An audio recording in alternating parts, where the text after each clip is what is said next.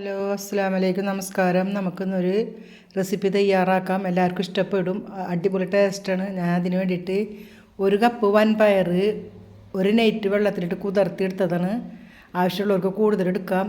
ഞങ്ങൾക്ക് രണ്ടാൾക്ക് കഴിക്കാൻ ഞാൻ ഉണ്ടാക്കുന്നത് ഒരു കപ്പാണത്. അപ്പോൾ നന്നായിട്ട് കുതിർന്ന് വീർത്ത് വന്നിട്ട് പിറ്റേ ദിവസം രാവിലെ ഞാൻ അത് എടുക്കുന്നത്. തലേ ദിവസം വെള്ളത്തിലിട്ടിട്ട് അപ്പോൾ ഒരു 1/4 സ്പൂൺ മഞ്ഞൾപ്പൊടി, ആവശ്യത്തിന് ഉപ്പിട്ട് കഴിഞ്ഞിട്ട് നമുക്കിത് നന്നായിട്ട് വേവുന്നവരൊന്ന് ഒരു വലിയ ഗ്ലാസ് വെള്ളം ഒഴിച്ച് കഴിഞ്ഞിട്ട്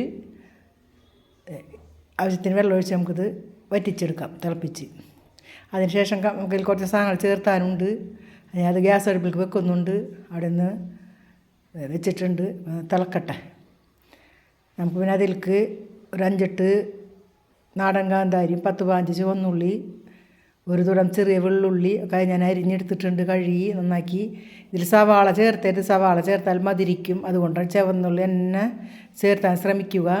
അപ്പോൾ അടിപൊളി ടേസ്റ്റാണ്. കുട്ടികൾക്കൊക്കെ ഇഷ്ടം. പുട്ടിന് കൂട്ടി കഴിക്കാൻ പറ്റും. ചോറിനോ പുട്ടിനോ അപ്പത്തിനൊക്കെ കൂട്ടി കഴിക്കാൻ പറ്റുന്നൊരു അടിപൊളി ഒരു റെസിപ്പിയാണ്. നമുക്ക് നമ്മൾ അരിഞ്ഞ സാധനം നമുക്ക് ഇതിൽ ഇട്ട് കൊടുക്കാം. ഇതിൽ വന്ന് വെന്ത് ചേരണത്. ഉപ്പ് ഞാൻ ആവശ്യത്തിന് ഇട്ടിരിക്കുന്നത്. ആവശ്യമുള്ളവർക്ക് പിന്നീട് നമുക്ക് ഉപ്പ് നോക്കിയിട്ടിടാം. എനിക്ക് ഉപ്പ് രണ്ടാമത് ആവശ്യം വന്നില്ല. കറക്റ്റ് ഉപ്പായിരുന്നു.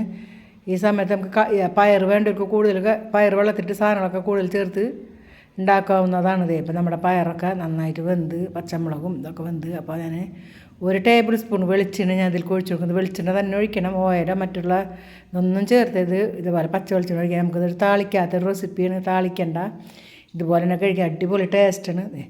നമ്മുടെ ഈ റെസിപ്പി തയ്യാറാക്കി കഴിഞ്ഞ് ഒന്നും കൂടി വെള്ളം വറ്റിക്കഴിഞ്ഞ് നമുക്കത് സർവ് ചെയ്യാം. ഒന്നും കൂടി വറ്റിയെടുക്കണം. അങ്ങനെ നമ്മുടെ അടിപൊളി ടേസ്റ്റിലുള്ളൊരു പയറിൻ്റെ റെസിപ്പിയാണിത്. ഇത് ചുവന്ന ഉണക്കപ്പയറാണ്. ഇതൊരു പാത്രത്തിൽ കോരി കാണിച്ചു തരാം. അപ്പോൾ നമ്മുടെ റെസിപ്പിയൊക്കെ നല്ല വെള്ളമൊക്കെ വറ്റി നല്ല അടിപൊളിയായിട്ട് തയ്യാറായിട്ട് വന്നിട്ടുണ്ട്. ഇങ്ങനെ തന്നെ കഴിക്കാൻ രസം, കട്ടൻ ചായക്കൊപ്പം. അങ്ങനെ നമ്മുടെ പയറിൻ്റെ റെസിപ്പി തയ്യാറായിട്ടുണ്ട്. അപ്പോൾ എല്ലാവരും ട്രൈ ചെയ്ത് നോക്കുക. ഇതിൽ പച്ചമുളകും ചുവന്നുള്ളി മാത്രം ചേർത്തണം, വേപ്പലയും. സവാള ചേർത്തരുത്. പിന്നെ ഞാൻ പറയും മതിരിക്കും സവാള ചേർത്തി കഴിഞ്ഞാൽ, അതുകൊണ്ടാണ്. ഓക്കെ, അസ്സലാമു അലൈക്കും, നമസ്കാരം.